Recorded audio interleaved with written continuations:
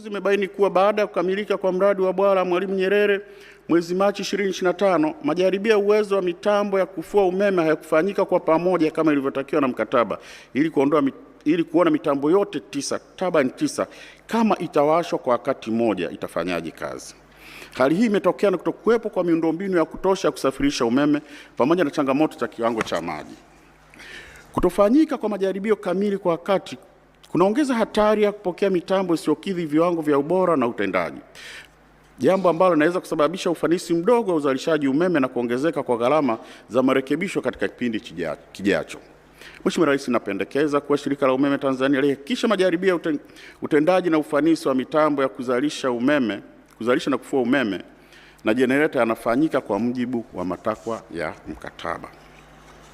Mheshimiwa Rais, ongezeko la gharama na upotevu wa madai shilingi trilioni 1.48. Nilibaini ongezeko la gharama kutokana na kushindwa kwenye mashauri ya usuluhishi katika mradi wa bwawa la Mwalimu Nyerere unaotekelezwa na TANESCO uliosababisha hasara ya jumla ya shilingi trilioni 1.48. Kwanza, nilibaini kuwa migogoro 13 iliyoamuliwa na bodi ya usuluhishi ilisababisha malipo ya dola milioni 400, takriban shilingi bilioni 889.6, na kuongeza gharama za mradi kutoka shilingi trilioni 6.55 hadi shilingi trilioni 7.44.